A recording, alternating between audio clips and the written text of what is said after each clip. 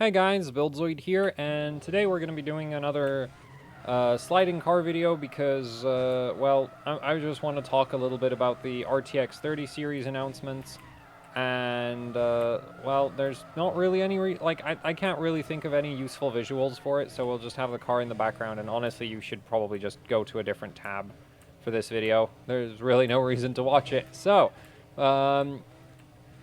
RTX 30 series. So I guess most people are probably just wondering, like, Buildzoid, will you have an RTX 30 series card? Well, probably not. I'll try ask for a review sample, but I don't have very high hopes and of actually getting one.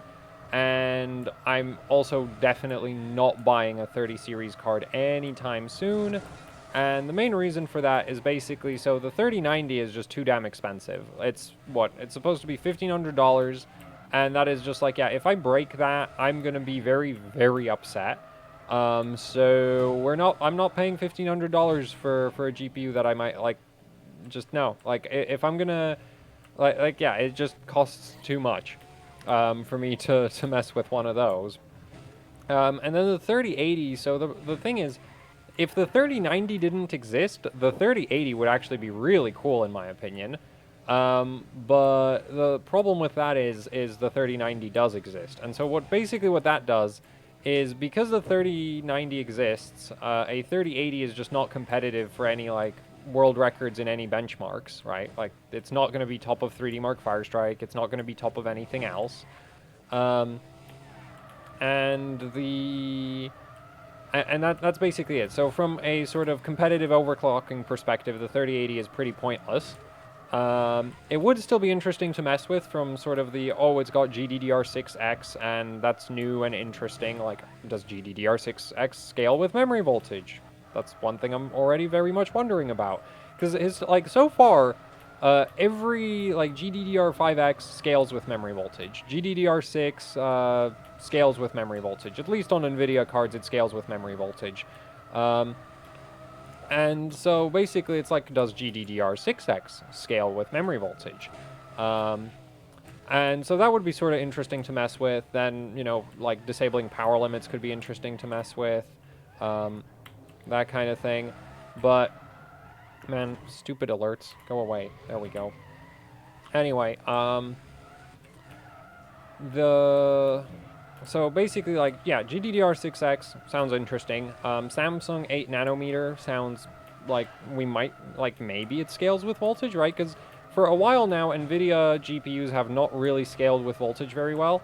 Like, look at Maxwell, where a lot, like Maxwell, a lot of cards, they don't scale much past 1.2 volts, right? Or if you're lucky, some cards will scale up to like 1.28, maybe 1.3, but most won't. And so it's just kind of like your card just does whatever it does, and it doesn't do anything more than that. Then if you look at, like, Pascal is, like, yeah, like, some cards will pick up maybe 10, 20, 50 megahertz by going to 1.2 volts. And it's just like, okay, so that's not worth it. And the power consumption gets absolutely ridiculous also if you go up to, well, the thing is absolutely ridiculous. What you need to understand, like, Pascal normally runs at like, a little under 1.1 volts, right? So if you go up to 1.2 volts, you're increasing the power consumption by like 21%. Just because of the voltage increase, because you get a 10% increase, like 10% more volts, 10% more current, and there's your 21% more power consumption. And it's just like, yeah, so that's not great. And to be fair, like, this is true of every piece of silicon I'm aware of. I've never seen anything have less than, like, quadratic power consumption scaling with voltage increases. And normally it's even worse, because thermal effects will actually, like, if your temperature if you raise the voltage 10%, then it'll directly translate into a 10% increase in current draw, which will probably also increase your operating temperatures. The increased operating temperatures increase leakage, and that'll further increase the power consumption. So, yeah, it's just like overvolting things was never efficient, ever. But when you overvolt by 10% for a, you know, like 2% increase in clock speed, that's when it's like, yeah, this is definitely not worth it. So Pascal doesn't really scale either. Maxwell was kind of like Maxwell's the same thing. Turing, as far as I'm aware, also doesn't scale really much at all. So at least not unless you have it sub-zero, which is like Pascal scales all the way up to like 1.5 plus volts if you have it on liquid nitrogen. But yeah, at ambient it doesn't scale. And Maxwell was the same thing. Like on sub-zero, Maxwell scales really well, and then on ambient it doesn't scale basically at all. Turing, as far as I'm aware, doesn't really scale. Like even on liquid nitrogen, apparently the scaling isn't that great. Yeah, so Turing scales even less, I guess. And then, so Samsung 8 nanometer, and these are all like on TSM, these are all cards manufactured on TSMC. So you had TSMC 28 nanometer, then 16 nanometer, then 12, which 12 is basically just 16 with some minor refinements. But so the thing is that, like, I'm wondering is like, well, maybe 8 nanometer Samsung just scales with voltage. Like, it could. It probably doesn't, because as far as I'm aware, the main reason why NVIDIA GPUs don't scale with voltage very much is not because of the actual manufacturing process itself, but because of the way NVIDIA actually designs their GPUs, where essentially they have sort of hotspot issues in the die, where if you raise the voltage a little bit, like, yeah, the overall temperature of the chip doesn't change very much, but the hotspot gets really, really hot, and that actually, and that is basically your max clock, like your max clock speed is basically tied to the operating temperature of that hotspot. So if the hotspot gets significantly hotter, you just give, like, all of that, like, increased clock speed headroom that you would normally get due to the increase in voltage just gets chewed up by the increased hotspot temperatures inside the chip. So yeah, and there's a pretty good chance that NVIDIA has the same, like the chips still have that problem even on 8 nanometer Samsung. So it's like, yeah, it probably still doesn't scale with voltage, but hey, every time there's a process change, there's a chance, as far as I'm concerned, right?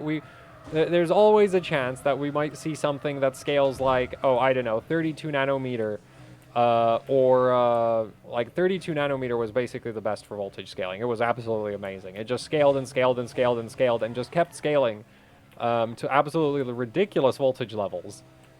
Even on ambient, like, it was great. But yeah, like, the thing is with all of the, like, the thing is the part of that was also like 32 nanometer is a lot less dense than the modern manufacturing processes, so hotspot issues were much less of a, like, they weren't as much of a thing as they are now. So that's kind of the thing, is just like, yeah, it's probably still not going to scale, especially since it's even, like, it's an even smaller manufacturing process than 12 nanometer TSMC was. So, anyway, as for the, and the GDDR6X, I have no idea if it'll scale or not. Like, it could, but it doesn't have to. And so basically, it's like, yeah, 30 series could be interesting because it's like, oh, you get to play with these new, like, new manufacturing process, new memory technology, but it's really expensive. Right, and the 3080 isn't even, like, competitive, so it's just like, okay, so I could spend $700 to have a GPU that might be kind of interesting to mess with for a little bit, but ultimately isn't competitive in benchmarks, so kind of pointless. The 3070 doesn't even have the new memory, so that's really pointless as far as I'm concerned, because it's just like, oh, it's just GDDR6, how boring. Which, I don't know, maybe GDDR6X doesn't scale at all, and it's going to be, like, even, like, it'll be a new discovery. It doesn't scale at all, which I guess could be worse, but yeah, it's just like, because of that, I don't find it that, like, you know, so like, the 3070 is just not very interesting because of that. Other than that, the 3070, it probably isn't anywhere near as power limited as the 3080, or especially the 3090. Like, the stock power limit for the 3090 is 350 watts. And it's just like, that's really, really low, considering that the 3080 is 320 watts. Like, if you just take a 3080's sort of core count and memory configuration, and then you scale that up to a 3090, you would expect a 3090 to be like 380 to 400 watts at stock settings. But NVIDIA's obviously, like, power throttling the card really, like, pretty hard to get it into that 350 watt power limit. which is like, okay, cool. So the 3090 could be really interesting to mess with like power limit mods or whatever. Maybe BIOS flashing. Actually, BIOS flashing should be really easy. So the funny thing about NVIDIA GPUs is like, because of how NVIDIA GPUs work, there should be very little like compatibility issues with like flashing different BIOSes on various cards. Because the BIOS doesn't really like, there's no like, for the GDDR6X GPUs, like all of the GDDR6X is made by Micron, so you would assume all of the memory timing straps are going to be the same. I doubt the memory controller settings shouldn't really vary between the BIOSes. Voltage set, like the way voltage control is handled on NVIDIA GPUs is completely independent of the voltage controllers. So that's not really, like, that's not a concern. So yeah, it should, like, so BIOS flashing 3090s for extra power limit might be a thing, which I guess invalidates the need for hard mods, which I find more interesting than just flashing a different BIOS. But hey, you know, for most people that's actually a better thing than having to take out the soldering iron. Anyway, so yeah, that's kind of my thoughts on the 3090, 3080, 3070s is just kind of boring. And the reason why I'm probably not, but the main reason why I'm actually not going to buy any 30 series cards is that the announcement of the 30 series has led to some incredibly cheap 1080 Ti's showing up on eBay. And I think right now the prices are just beginning to fall. I don't think they have bottomed out. So, and I am kind of like, I've always wanted to run a 4-way 1080 Ti setup, just because as far as I know, that's the last GPU architecture that supported 4-way SLI, at least like even for benchmarks. Because 2080 Ti, as far as I know, like even if you're running just like 3D Mark or something, you can't actually run 4-way. And I've always been a fan of just huge, ridiculous, power-hungry, inefficient, badly software-supported multi-GPU setups.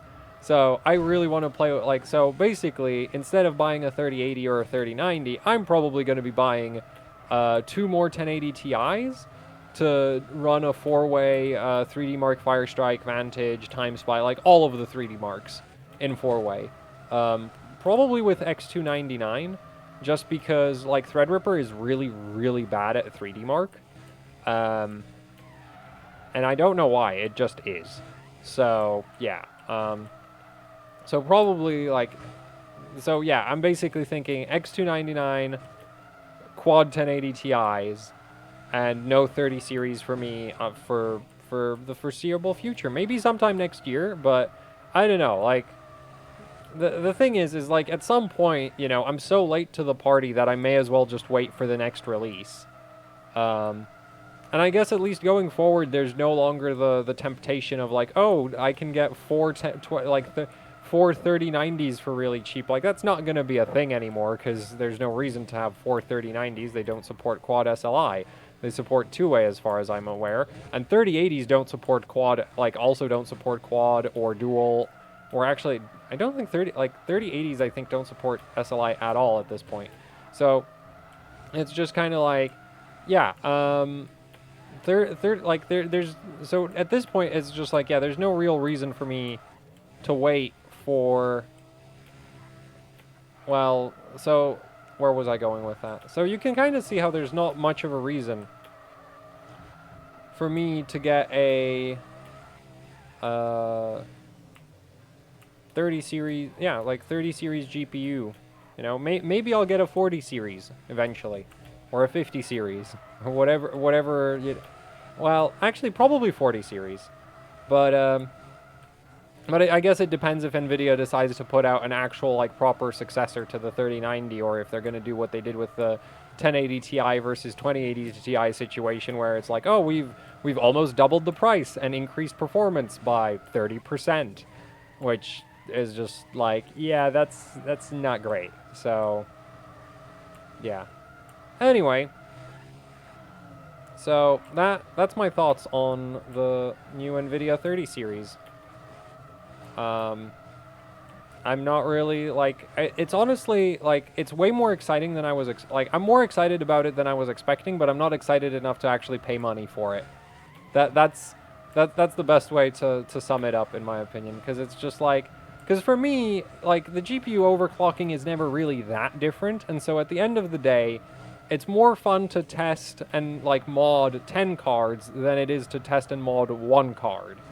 And for the price of a 3090 or a 3080, you can get a lot of cards, right? Like, especially, like, if we're talking old secondhand junk, so, yeah.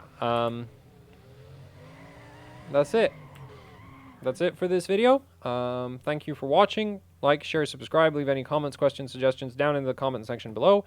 And if you'd like to support what I do here with actually hardcore overclocking, which currently includes probably acquiring way too many 1080 Ti's, I have a Patreon. There's a link to that down in the description below. There's also the AHOC Teespring store where you can pick up shirts, stickers, posters, you know, the usual YouTuber merch. And yeah, that's it for the video. So thank you for watching and goodbye.